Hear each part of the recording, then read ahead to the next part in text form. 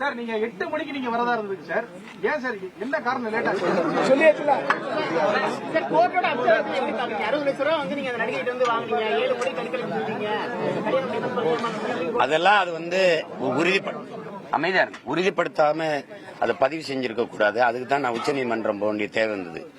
நீங்க கஷ்டத்துல வந்து என்னை சந்திச்சாங்கன்னு சொல்றீங்க.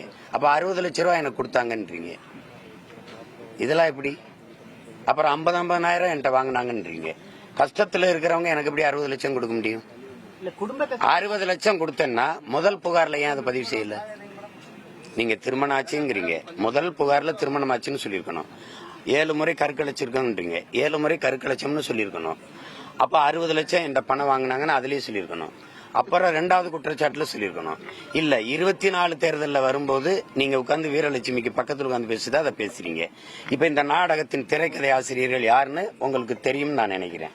இப்ப இது நினைச்சு பேசும்போது இது எப்படி எடுத்துக்கிறது? இப்ப காதலிச்சு பிரிஞ்ச ஒருத்தர் வந்து உங்களை பழி வாங்குறான்னு வச்சுக்கலாமா? அப்படின்னு அதான் நடக்குதா? இது காதல்னு ஒண்ணு இருந்தா, காதலிச்ச ஒரு பெண் உலகத்துல யாராவது காதல்னு ஒண்ணு இருந்தா இப்படி முச்சந்தில நின்னு இப்படி கத்திட்டு யாராவது இருப்பாங்களா? இது காதலா கன்றாவியா? ஏதாவது பேசுகிறது.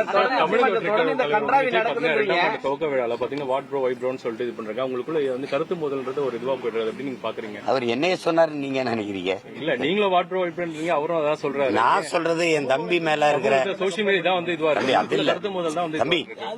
அவர் என்னைய சொன்னாருன்னு நீங்க நினைக்கிறீங்க? அவர் என்னைய சொல்லல. அவர் சொல்லி வந்தது ஆட்சியாளர்களை. அதுல அவர் அதை சொல்றாரு. நான் சொன்னதை அவர் திருப்பி அங்க அவங்களுக்கு சொல்றாரு. கொள்கையா கருத்தா முரண்பாடு எனக்கு என் தம்பிக்கு இருக்கிற ஒழிய அன்பு பாசத்துல ஒரு துளியும் அது குறைவில்லை. அவர் எப்பவுமே என் அன்பிற்குரிய தம்பி. அரசியலா அவர் வேற தளத்துக்கு நின்றுட்டாரு, நான் வேற தளத்துல நிக்கிறேன்.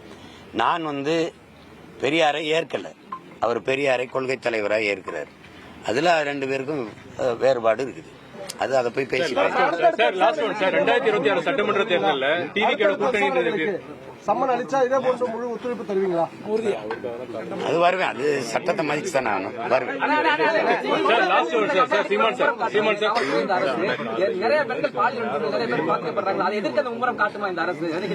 அதை எதிர்த்து நான் மட்டும்தான் போராடுவேன். இவங்க போராட மாட்டாங்க. அரசு காட்டல. அதை நான் கேட்டேன். நீங்க பல்கலைக்கழகத்திலேயோ பள்ளிக்கூடத்து பெண்களுக்கு மனநலம் பாதிக்கப்பட்ட பெண்ணை 8 பேருக்கு மேல வன்புணர்வு செஞ்சிருக்காங்களா? அதோ பொள்ளாச்சி கூட்டு பாலியல் வன்புணர்வுக்கோ நீங்க எந்த நடவடிக்கை எடுக்கல. அது எடுக்க மாட்டாங்க. ஏன்னா அங்க சீமான்ல இல்ல, இங்க சீமான் இருக்கான். சீமானை சீண்டணும். ஏன்னா ஒன்னே ஒண்ணுதான், அவங்களால என்னை சமாளிக்க முடியல. புரியுதா? என்னுடைய உளவியலை இவங்கள உளவியலா சாகடிக்கிறது தான். உங்களுக்கு புரியுதுன்னு நினைக்கிறேன். 2026 தமிழக வெற்றி கழகத்தோட கூட்டணி இருக்குமா? தொடர்ந்து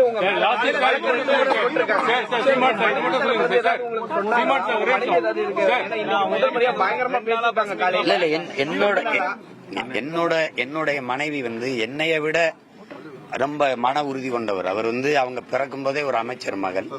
எங்க மாமா அவங்களுக்கு தெரியும். அவங்க இந்திய குடிமை பணிக்கு தேர்வு எழுதி அவங்க அதுக்கு பயிற்சி எடுத்துக்கிட்டு இருந்தவங்க.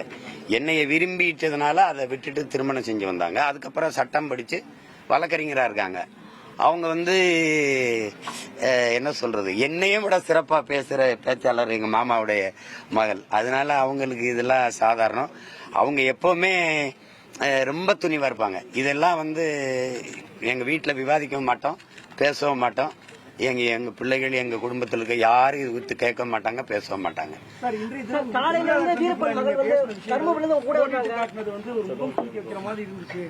அப்படின்னு யார் சொல்றா? அரசியல் கட்சி தலைவரை நீங்க எல்லாம் இப்படி பேசலாமா? ஒரு அரசியல் கட்சி தலைவரை, மக்களால் நேசிக்கப்படக்கூடிய இவ்வளவு பேர் மதிக்கக்கூடிய ஒரு தலைவரை நீங்க எல்லாம் இப்படி பேசலாமா? இப்படி நடத்தலாமா? செய்திகளை உடனுக்குடன் தெரிந்து கொள்ள உடனே சப்ஸ்கிரைப் பண்ணுங்க.